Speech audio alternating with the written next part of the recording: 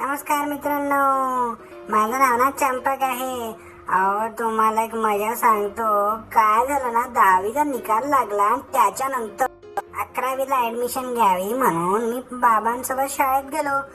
अहो त्या शाळेवाल्यांनी ना आम्हाला एक फॉर्म दिला आणि काय म्हटलं सांगू का मित्रांनो, हा फॉर्म भरा, त्याच्यामध्ये दिलेली माहिती सर्व सांगा आणि त्याच्यानंतर तुम्ही कोणकोणते डॉक्युमेंट्स त्याला जोडत आहे ते सांगा.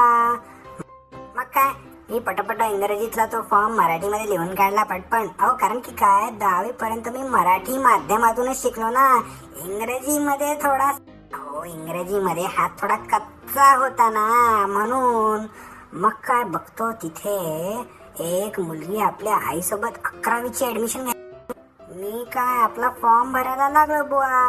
त्या फॉर्म मध्ये लिहिलं होतं, व्हॉट आर दी एनक्लोजमेंट्स. मी म्हटलं एनक्लोजमेंट म्हणजे काय, तर त्या मुलीने आणि तिच्या आईने मला समजावलं.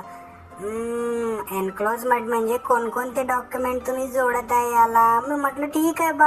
मार्कशीट 10वीची, लिव्हिंग सर्टिफिकेट आणि सर्वात महत्वाचं म्हणजे कॅरेक्टर सर्टिफिकेट. मित्रांनो, घोळ असा झाला ना, मला कॅरेक्टरचं स्पेलिंगच नव्हतं येत. म्हणून मग मी ना त्या मुलीला आणि त्याच्या आईला विचारलं, स्पेलिंग सांगा. तिची ती आई मला काय बोलली माहिती आहे का, अरे 11वीत ऍडमिशन घेण्यापेक्षा 5व्या वर्गात जाऊन इंग्रजी शिकून ये म्हणे, पहिले जा म्हणे तू. असा राग.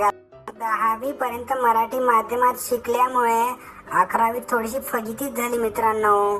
आणि काय, सर्व हुशार आणि 150 लोक बसले वर्गात.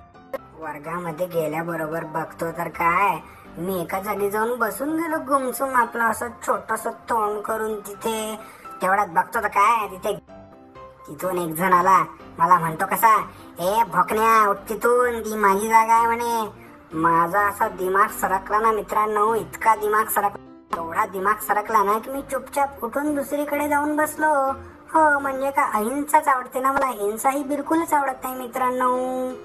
सर्व सिलेबस तो इंग्रजीमध्ये आणि वर्गात होणाऱ्या त्या नालायक पोट्ट्यांचा त्रास. नकोसं झालं होतं 11वी 12वी मला.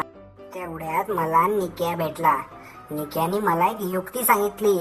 मला त्यांनी सांगितलं, अरे तू घाबरतो कशाला म्हणे, मी तुला एक अशी युक्ती सांगतो, त्याच्यामुळे तुझा इंग्रजीचा पूर्ण प्रॉब्लेम सॉल्व्ह होऊन जाईल म्हणे. म्हटलं काय रे बाबा, मला काय सांगतो तू, सांग ना लवकर पटकन, एवढा वेळ कशाला लावला मला बैताडा सारखा, लवकर सांग.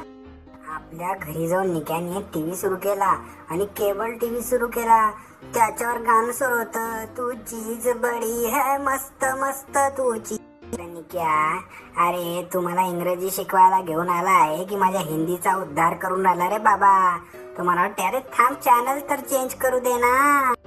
त्याने चॅनल चेंज करून थेट BBC म्हणजे काय, ब्रिटिश ब्रॉडकास्टिंग चॅनलचं न्यूज चॅनल लावलं.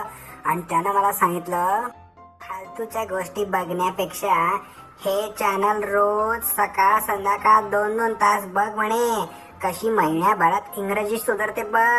मित्रांनो, निक्याचा तो सल्ला खूपच चांगला निघाला हो. सकाळ संध्याकाळ BBC चॅनल बघितल्यामुळे इंग्रजीची व्होकॅब्लरी वाढायला लागली. काय झालं मित्रांनो, इंग्रजीवरची कमांड समजली. अहो वर्गात मॅडम काय बोलत आहे हे समजायला लागलं आणि मराठी मीडियम मधून इंग्रजी माध्यमात ट्रान्सफर. सर्व मित्रांना माझं एकच आव्हान आहे, इंग्रजी समजत नसेल तर इंग्रजी ऐका, जेवढी जास्त ऐकू शकता ना तेवढी ऐका.